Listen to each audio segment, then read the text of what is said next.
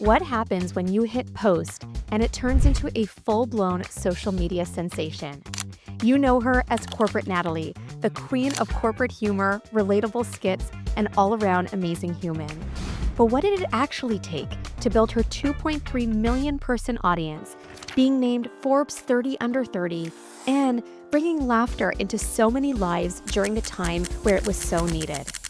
In today's episode, we peel back the layers on how Corporate Natalie came to be, how it grew from a spontaneous post to a powerful brand, and what it really takes to build something that resonates. You'll gain the mindset shifts that helped her show up with delusional confidence, what most people get wrong about building a personal brand and what to do instead, how building your personal brand can accelerate your corporate career, not derail it, lessons to take bold moves in your career, especially as a woman, and so much more. This is episode 18 of Tiffany's podcast. Hello, and welcome back to the show. We are so excited for you to be joining our podcast today. We have an amazing guest who you likely know as Corporate Natalie, social media sensation on all things corporate humor, relatable skits and sketches, and honestly, all around amazing human. Natalie, thank you so much for joining us today. How are you doing? Oh my gosh, thank you for having me on. I'm honored to be here. If you work with Tiffany in any way, follow her content, are coached by her, do not listen to any of the things that I post on my page. It's not how you're going to get that promotion. It's not how you're going to level up in your career, but it's good. We provide a good yin and yang here, so I'm excited to get into it. Oh, me too, honestly. Now, I've been following you a while as well, as I'm sure, many in our community can relate to. And I want to kind of go down memory lane a little bit because we're going to cover a lot in this episode, just of kind of how things got started for you, how things have evolved over these last few years, and kind of what you're up to now and moving forward. But let's kind of go back in time a little bit to when you first started posting content and building this amazing personal brand that has really just stretched over the years. Did you ever envision it would pan out this way? Has it been something that you built very intentionally, or like as that traction was gaining, was there ever this like, oh shit moment, like this is bigger than I expected? Yes, it's a great question. So when I started posting on TikTok, I had no intention of being Corporate Natalie. There was no strategy. It was just kind of my mid-COVID sourdough, dare I say. I was like, oh, I guess I'll post on TikTok. I sent it to my friends as a joke and was like, guys, I'm going to be famous. I think the video had nothing to do with corporate or anything. They were just like, wow, Natalie, nice job posting. That's kind of exciting. It didn't take off. I posted tens, hundreds of videos and was just having a lot of fun with it. And then I started posting this work from home corporate content that was kind of at the time pushing this boundary that no one was talking about their jobs, really. No one was confident enough to comment on these things like, why are we speaking in this weird corporate speak? Why have we been doing this for so many years? And so COVID kind of gave me that window to challenge this and be like, I just saw my boss's wife in a towel walking behind him. Like, I didn't even know he had a wife. We've never talked about this stuff. Like, let's make light of this. So Corporate Natalie kind of came about and I started posting just strictly work from home content, and it was really working, and brands started contacting me, which was crazy because I was like, why would you want to pay me to promote your stuff? I'm just sitting in my ugly sweater at home at my desk, but like, sure, Dell computers, I'll work with you. And one of these giant brands, you asked about a pinch me moment, was Paycom, this HR software. And they actually asked me to fly out to Kansas City to do a 3-day commercial shoot, like for TV. These commercials ended up running on like ESPN. I was at a bar with friends and my commercial came on. It was crazy. But the most pinch me moment of it all was that they were asking me all these questions about my background and my work from home kind of desk. They wanted to basically recreate the space. And when I arrived on set with, by the way, my best friend Katrina acting as my assistant because I was pretending and trying to fake my way to being legitimate. When I arrived on set, they had fully built out my bedroom, a exact replica down to the hairbrush sitting in my, makeup bin on my desk. And it was just like, wow, okay, people care about me enough to do this. There's 40 people on this crew looking at me as I'm standing like a one-woman show on set. And it was just like, okay, I think I can quit my job maybe. This feels pretty legit. So yes, that was an exciting moment. That is unbelievable. Oh my gosh, what a story. And, for context, I mean, I love that you just highlighted this because you were like working full time during this Yes. and, kind of doing this on the side, but building this amazing traction and appeal from major brands like this example that you just shared. And like the fact that they had that level of attention to detail, um, for, I could totally imagine, which is like that catalyst for you now of like, oh my gosh, there's really something here. It Trina actually and I were looking at each other like, is this real? Like, what's happening here? And I'm like, don't tell them you're my friend. They can't know you're my assistant. I love it. Everyone As knew. your posse. Yes, everyone knew. We're sharing a room. Like, we're just having a sleepover. It's so That's funny. unreal. My gosh, what an incredible pinch me moment, Natalie. And even as we think of how this was getting started for you, I know you mentioned it wasn't really anything like intentional. You just kind of started putting yourself out there, not really having any high expectations, and it just evolved very quickly.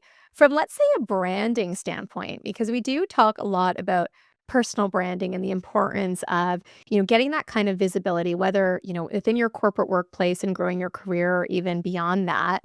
For you, the name Corporate Natalie, was that something that you had like intentionally thought about, or did it just sort of happen as things were evolving?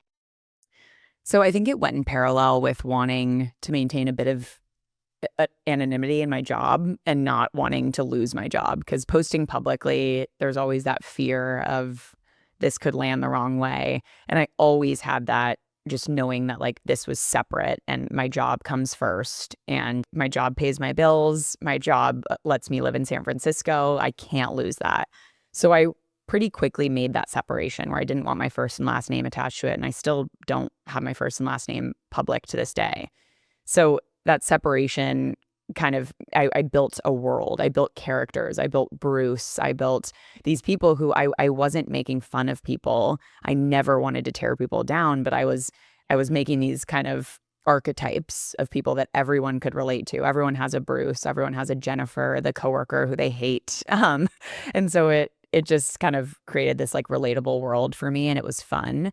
But it was also safe, and it was taking the path of like, if Corporate Natalie had to shut down, real Natalie's still here. And I still feel that to this day. Yeah.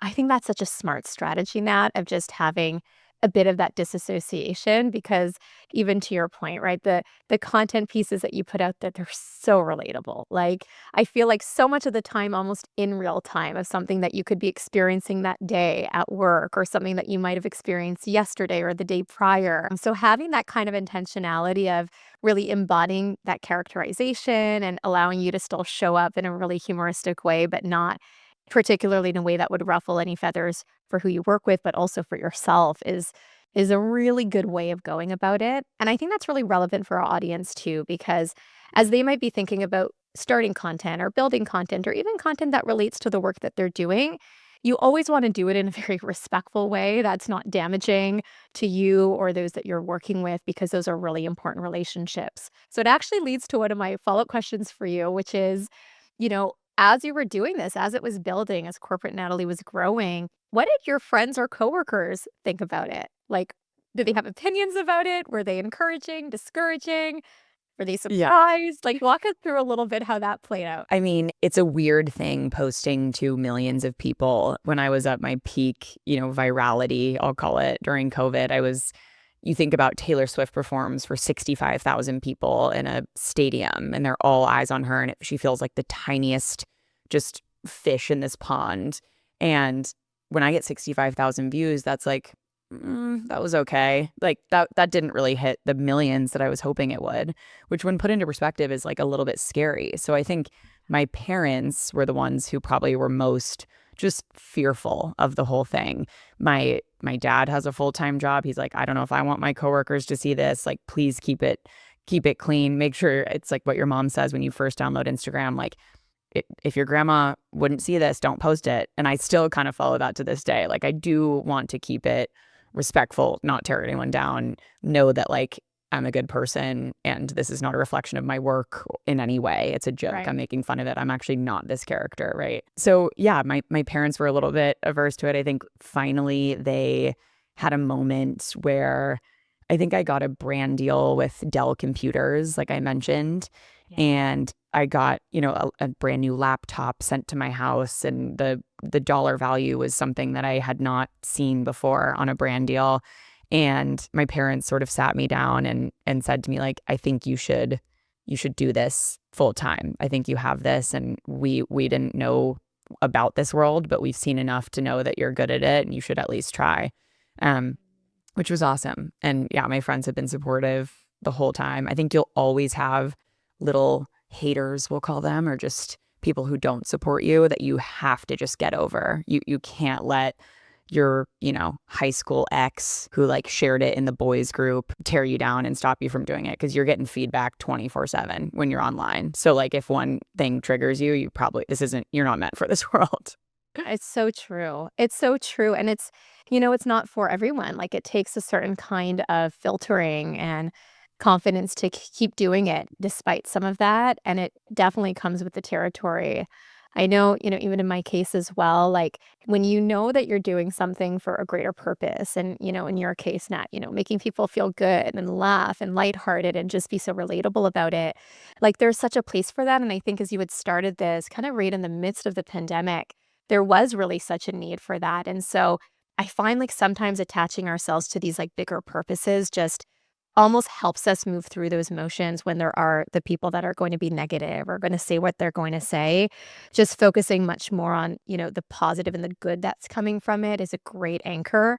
And I also just love that your family was so supportive. I mean, your parents are the cutest. Like if anyone watching this, they follow you. I just always love tuning in and seeing, the pics with your mom and your family and your travels because again, it's just so relatable, but I think that kind of support is everything. Like without that right support system in any aspect of our career, it's really hard to thrive. Like it's hard to bring out your best. So I'm sure they're very proud behind the scenes, but just from what you've shared, Natalie, it sounds like they've been a really big driver in encouraging you to like really go all in on this. Would you say that's Yeah. like fair? Yeah. Definitely. And knowing when it got to the point of working two basically full-time jobs was too much. They're like, you need to pick one and it should be this, by the way, and Yeah. you have to know when to pull the plug on one thing, because we say, you're 9 to 5 and then you're 5 to 9 in this hustle culture, which I agree is what got me here today. I did put in the time and the effort.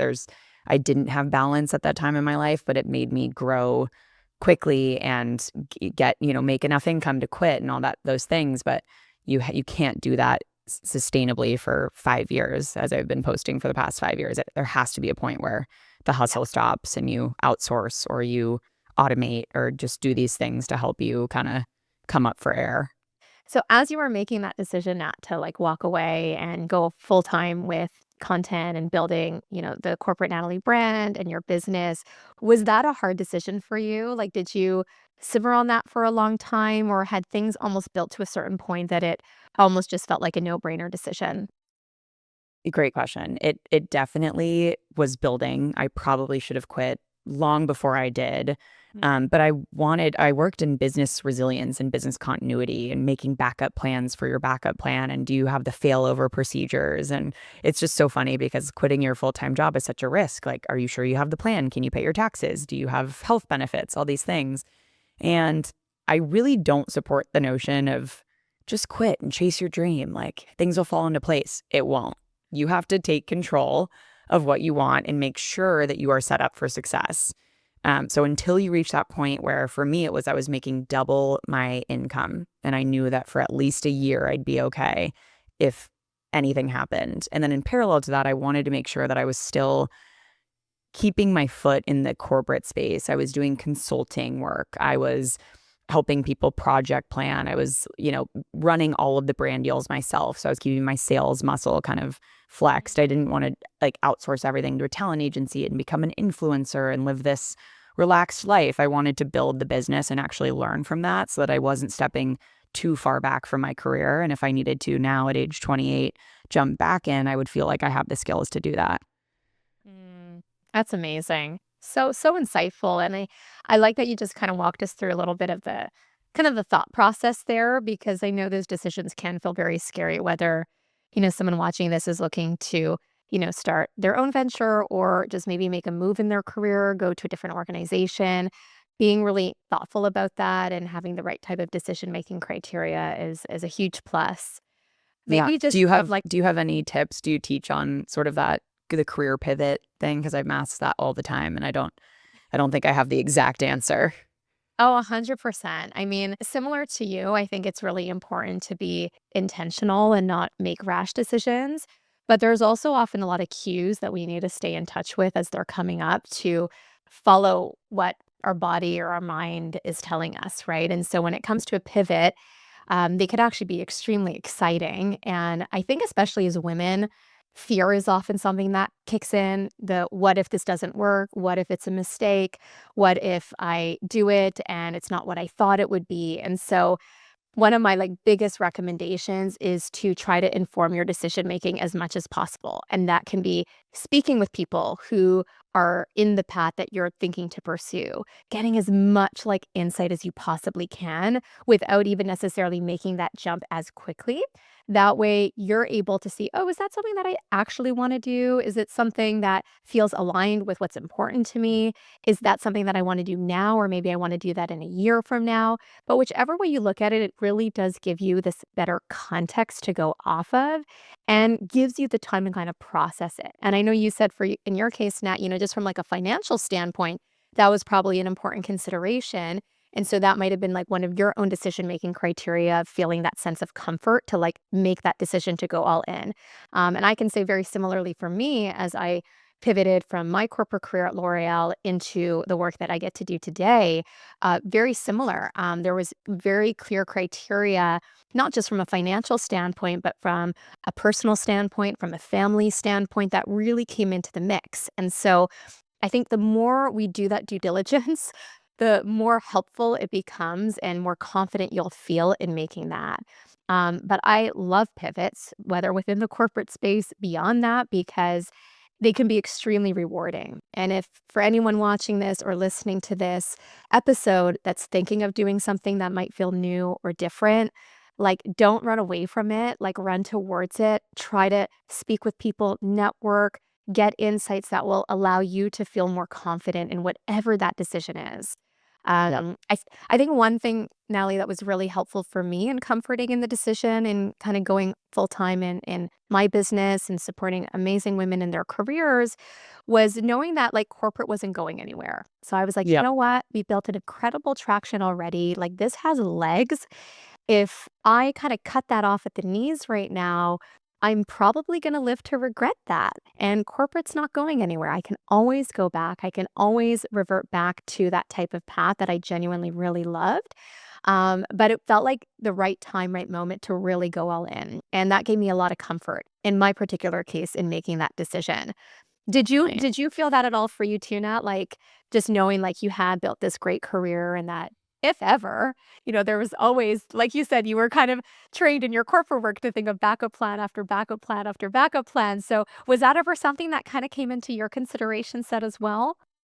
Definitely. It actually came to life in my full-time job where these two worlds kind of collided, and I saw a potential path that could bring both of these distinct skill sets together. And it was a moment when the CEO of my company, Palo Alto Networks, put time on my calendar. It was around Christmas time, and I was like, oh, okay, so I'm getting fired. It's over. I am 23 years old. There's no reason Nikesh Arora, the head of an 11,000 person company, should be talking to me. It's like, let's pack your bags and get up, which my bags were, of course, living at my parents' house at the time. So there was no bags, there was no workstation. It was just kind of all one big joke. But I joined the Zoom and I'm expecting to be fired. And he says, Natalie, we've seen your content. We love what you're doing. It's incredible. And we actually want to move you into marketing. You're done with this business resilience thing. The CMO, Zainab, is going to join this call in about 5 minutes. I want you to talk to her, see what kind of role you would want to be in the organization and see how we can apply this skill here. And it was such a moment. One, Nikesh, incredible leadership. You're seeing a skill, you're seeing something that could be applied to your organization in a positive way instead of bringing down the hammer of like, this is a risk and we shouldn't look at that. We should kill this quickly. You actually welcomed it in. And it allowed me to build the career of my dreams at this company. I became a senior manager of marketing. I got a giant pay raise. I was working on B2C marketing for this cybersecurity offering that they were releasing. And I loved it. It was so fun. I had an awesome team. I was doing socials. I was learning like both B2B and B2C marketing and stuff I had never touched. I'd never touched marketing in my career. And I still ended up leaving in 6 months because I had these huge opportunities and was quite literally out of PTO. But it showed me kind of the light that like this is really a good thing and I could always go back and bring some value. Yeah.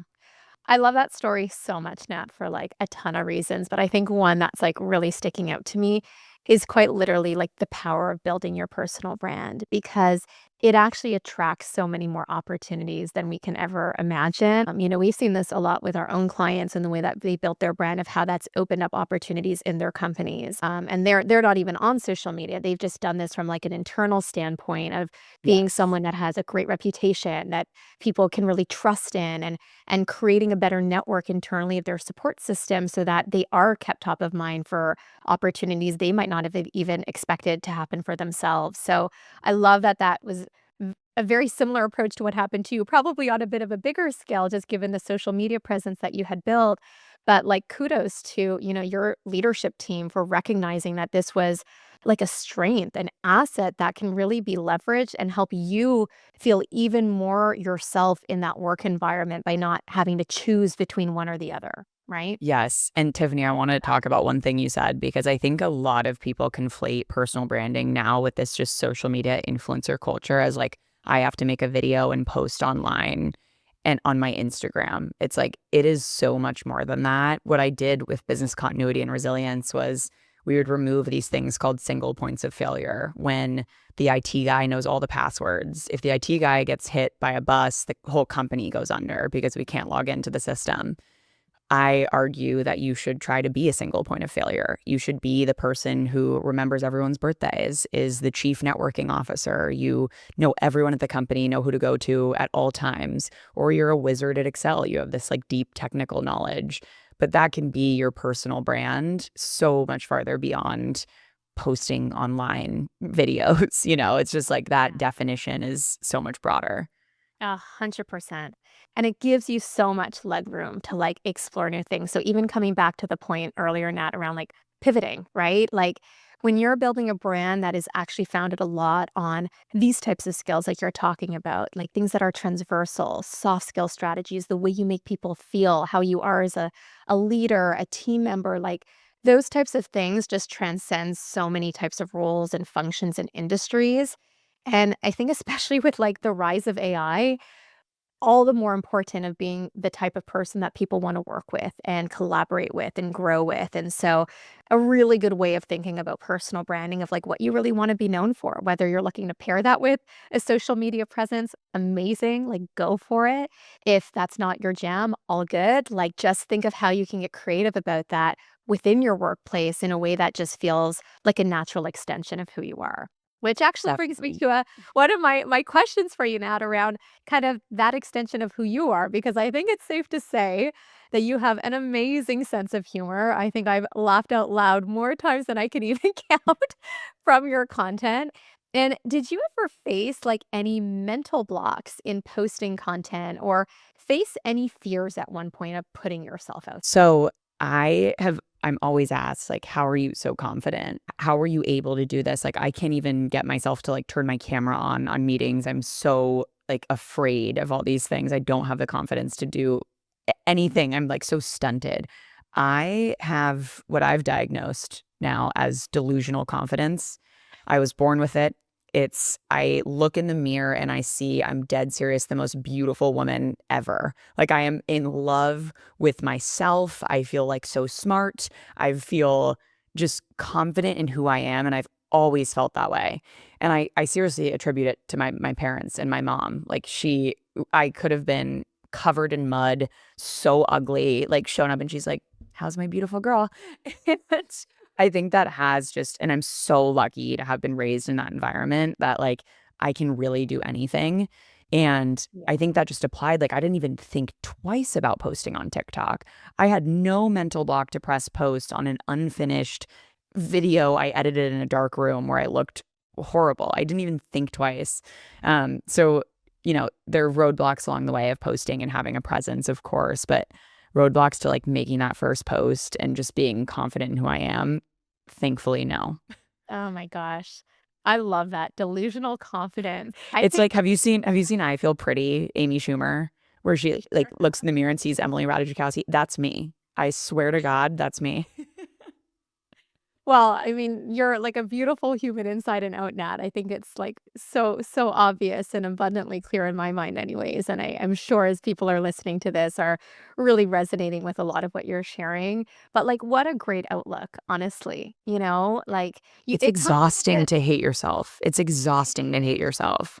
it is Why? to be so hard on yourself or to be your own Yes. worst critic. And like, I think, as women, we already face so many obstacles in our lives that we don't need another one of, beating ourselves down when there could be great opportunities ahead. And so, like, kudos for you, just like going for it and not overthinking that decision. I know probably a lot of women that are going to be watching this might not quite be there yet, but, if I can share any words of advice, there is, you know, like, take bold shots, like, take those bold moves because you will be surprised at how often they land, and that is going to give you more of the confidence. So, I wish everyone, Nat, had this delusional confidence like you because that is, like, an amazing way to approach life, but if you're not quite there yet, I always say, courage precedes confidence and confidence precedes action. And so if you're able to show that courage and just do the thing, regardless of what people think, regardless of what they might say, putting opinions aside, that's going to show, hey, this wasn't actually as hard as I thought it was. That's going to build that confidence. And then you're going to continue to do it and take action. That's then going to also really, build that confidence because confidence and action really go hand in hand. You don't want to necessarily wait to feel fully confident to take action. You want to take Yes. action, but that courage piece really precedes the confidence that then allows you to take action so much more seamlessly from there. So I love that I you love totally that that advice. in your own really unique way. I Yeah, love that advice. Yeah, yeah. inaction is so stunting. It's like I always say, be a problem solver, not a problem identifier. There's nothing worse than the person who just like sits on their couch and is complaining about everything in the world, in their life, like everything that's happening. Then do something about it. Act. Totally, Like if you're totally. upset, change it. It's just we have so much control. Like life is not slapping us across the face if you don't want it to. It can. It totally can. And life can tear you down and it can be horrible. But like if you reframe, I think there's so much power in that. So I love what you said there. Yeah, absolutely. I was actually just talking with one of our clients yesterday about this because she had this like really big mindset breakthrough. And the thing that really stood out to her as we were talking was this notion of like, well, why not me? You know? Yes. Like, I think we often take ourselves out of the race or feel like, well, we don't have this qualification or we don't have that skill set or I've never done video content before. Like whatever the limiting belief is going to be, right? But just that one flip of like, well, why not me? Like, why couldn't I do that? Like, why couldn't I achieve this? Why couldn't I be the one to make that conversation happen? And I will say, even in just like the last year alone, the amount of like moonshots and bold moves that I've made that have landed, like, quite literally all landed, surprising me, like, at every turn. I'm like, "My gosh, this works," right? But we have Yeah. to be bold. We have to take that action. Maybe just even coming back, Nat, to, like, the personal branding piece, because I know that's a big thing that we were talking about a little earlier. Did you ever find it hard to kinda juggle both, like, when you were working full time and kind of building that out, whether through the videos every day or whatnot? Did you feel ever, like, strained for time, or did you have a certain, like, method that helped you do it pretty consistently? Definitely. I mean, always I feel bankrupt of time. I have no time in my day. That's just it's horrible. I always wish I could just stay up all night and work, but I can't because I Mhm. unfortunately have to sleep. But I look back at like photos and videos of myself. That's a perk of having a full video log for the last 5 years. And I just see myself and I was so exhausted. I looked just like I was puffy and tired and just like not in shape. And I look at these videos and I'm like, gosh, you were miserable. You were doing too much.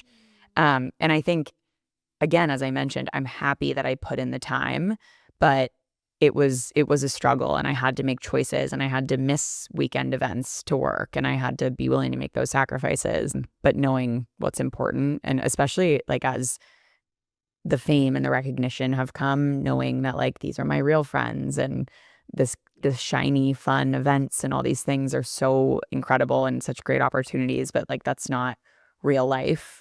Real life is very different. And I like real life and I love my life. And just having that grounding, I think, is important. Oh, yeah.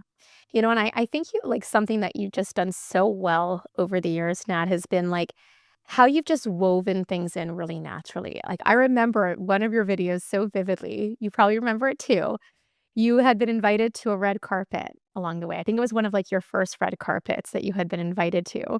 And you had literally done a TikTok or a reel integrating Bruce, while you were on the red carpet, and I think the response to that one, I remember, was, like, off the charts because, as your audience, were all, like, blown away, like, "Oh my gosh," like, even in this, like, glamour moment, like, Nat's able to, like, find an angle, find a story, and, like, weave it in, like, just second nature, and I think that for me was just, like, such a sign of, like, "Oh my gosh," like, you've got this. Like, there's just such a natural connection to who you are and what you're putting out there, which also just ties so well with the brand that you've built because it doesn't feel like disconnected, right?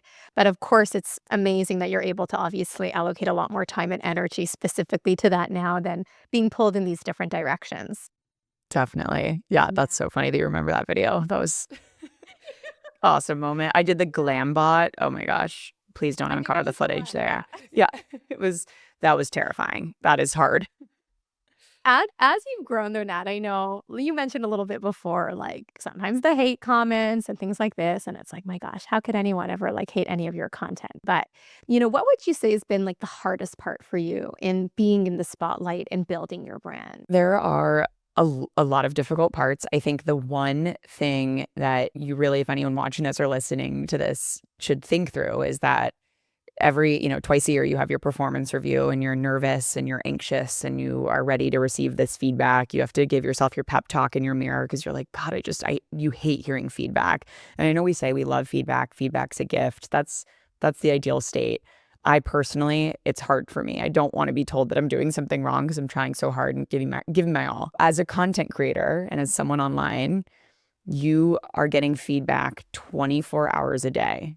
Everyone is commenting, providing insights, sharing how something made them feel, messaging you about something you're doing wrong, about how you look.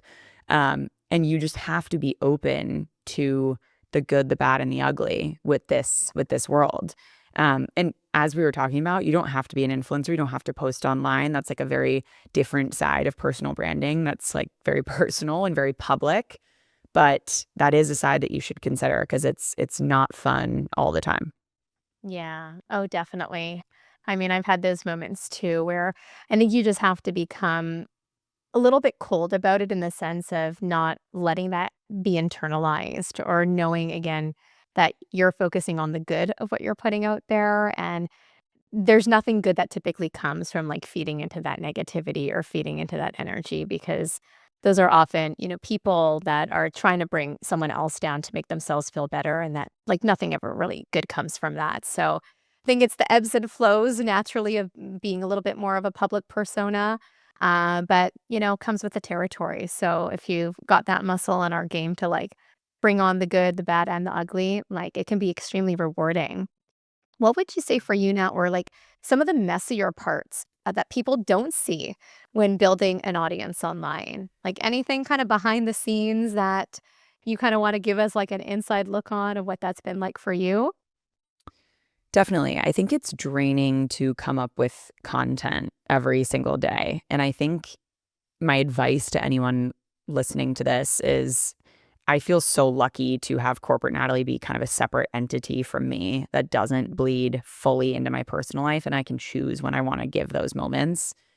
I think a messy part of this is that it would be so easy for me to do a trend with my fiance and post him all the time and talk about our wedding planning and show our wedding very publicly and this whole side of my life that I just don't really show because that's kind of mine and it's sacred to me and he doesn't want to be online and I totally get that. I would just advise that like once you give something away, you can never get it back. And then you owe millions of people, in my case, sometimes it's tens of thousands, hundreds of thousands, millions. You owe millions of people an explanation or an answer. where did your fiance go? Where's your son that you've been posting all this time? Where's, all these personal things. And sometimes you don't want to have to report to that many people. And so my advice would be start with a limited scope of things that you talk about or that you share, and then you can always widen from there. That is amazing advice, Nat. I think a lot of people need to hear that because, like you said, you can always add more, but going from more to less is not always such an easy thing. Even when I was starting out, like prior to even building our business and doing social content, I was like an extremely private person. Like I would post on my personal socials maybe once every couple of months, like if that. But I knew that, if I wanted to do this online, that I'd have to kind of get over that hump and get a little bit more comfortable with it. But I was always very intentional about not necessarily broadcasting too much, especially so related to my kids. My husband's a bit of a different story and he's pretty game for that. But, for my kids who don't have say in that, I don't want to, put them on a showcase that they don't really know is happening. And so that was always a very conscious decision that there's exceptional moments where I might show that because they're such an important part of my life and it feels almost hard to Yeah, it's hard. It's hard to not. yeah, it's hard to like keep it completely separate, but with limitations, right? Like I will never put it on my feed where it lives. Like it'll be a story at most that will disappear and like on to the next, right? And there's other people that might feel very differently about that, are very comfortable with it. So I think to your point, it's around deciding what is that like criteria? Like what are your non-negotiables that you can really stand behind and feel good about? And then always giving yourself that flexibility to adjust if things shift. Yeah. Yes. By the way, again, Nat, I don't think I shared at the beginning, but huge congrats on your engagement. I know it just you purchased your wedding dress, which is super exciting. Yeah. Reminds you, do you guys have a date as to when it's happening, or is We are getting married next year. Yes, we have a date. We're excited. I know.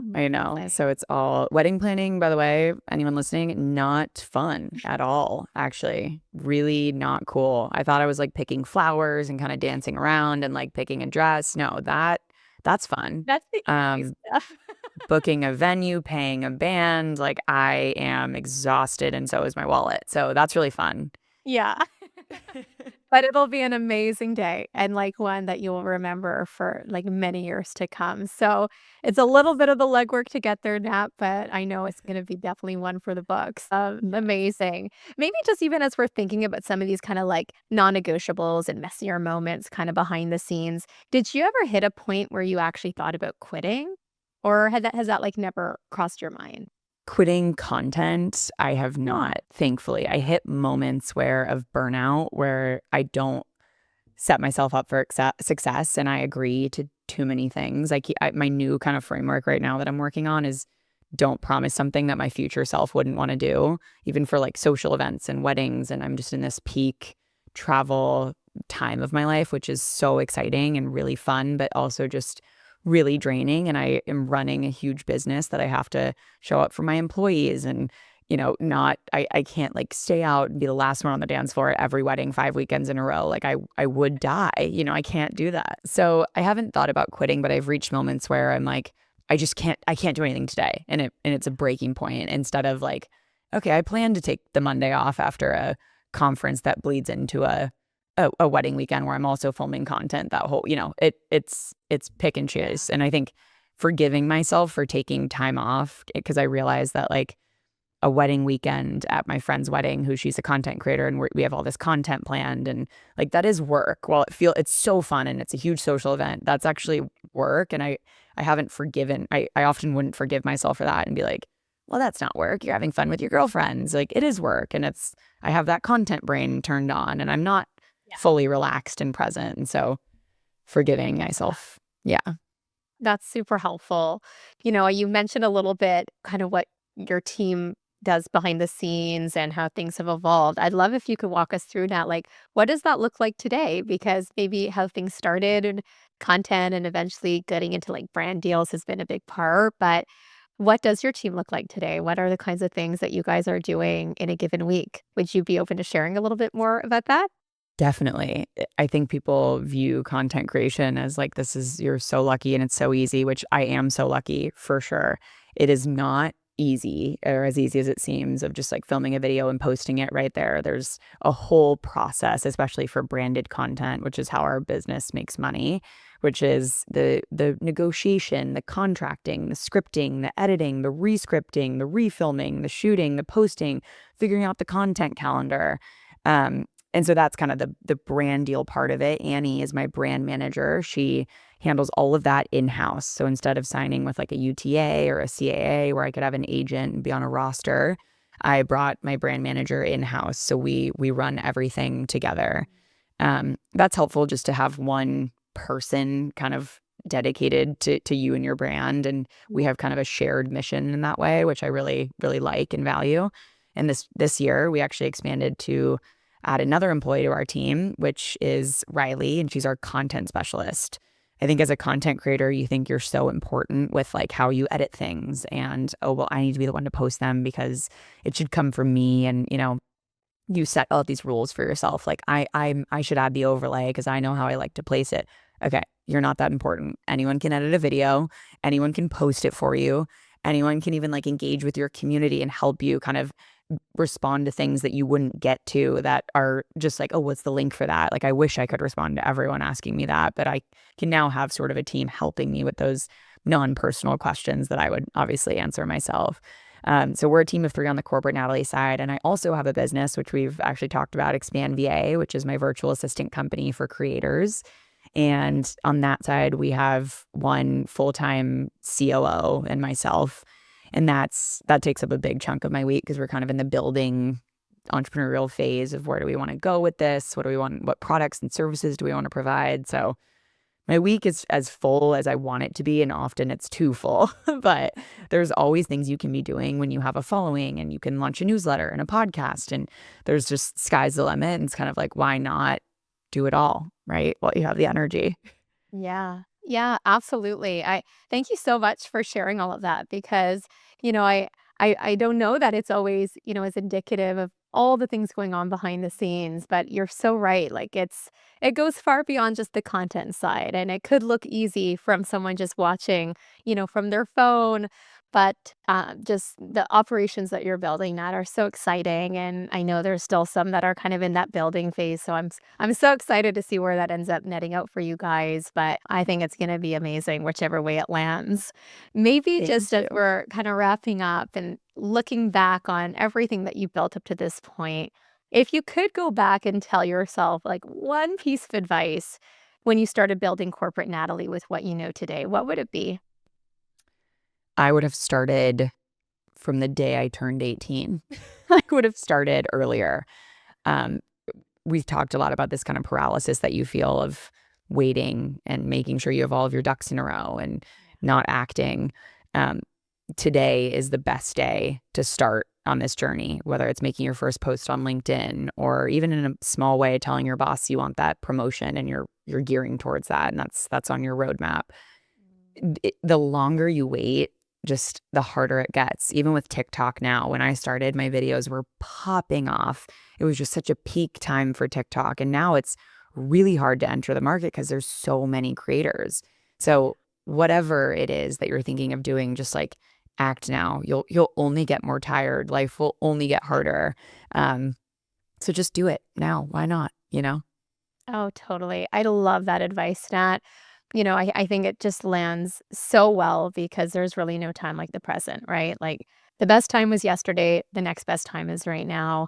And that relates to like all things career. Like the bill of regret is a big one. Like we never want to look back and be like, oh gosh, I should have done that 3 months ago, 6 months ago, a year ago, 5 years ago, because even with the amazing women that we support through our coaching, like the amount of times I've heard that of like, I should have done this. I should have reached out sooner. I should have, taken action because they very quickly see what happens once they do.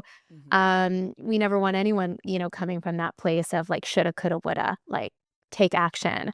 And even in my case, I'm getting a little bit older. Although good skincare. Yeah, But all like you're to say, glowing. You're glowing. I made I made this change, like well into like my mid 30s, and like I never even envisioned that happening. But there's never, a better time if you feel really called to do something, like you owe it to yourself, right? And I think, Nat, like you're such an amazing example of that with trusting in yourself and the delusional confidence just pouring through and this amazing sense of humor that like brings people together, like what a beautiful thing, especially in like a time where the world just like needs it so much. I'm just so grateful that you had the chance to join us here. I've like loved everything about this conversation. I'm sure our audience is going to have a lot of takeaways in watching or listening to this episode. If they do want to reach out, Nat, and let you know what really stood out to them about it, where would be the best place for them to do that? I know you're a busy lady. No, first of all, thank you for listening. I'm Corporate Natalie across channels, Instagram, TikTok. Instagram DM is probably the best way to reach me. LinkedIn. I also post on LinkedIn. I love engaging with the community there. That feels like my people, really. I do love the LinkedIn kind of virality happening now. And also Expand VA. I'll do a quick shout out for my virtual assistant company. If you're maybe in Tiffany's program or you're working on building your own online presence and you need help with managing the admin or the content creation side of it, we're trying to help people be creators and create. And so feel free to check out Expand VA. I had to do a little plug. I'm sorry. I had to self-promote. You, by all means, had. I mean, you're building something great, and if that could help, anyone that's tuning in, all the better.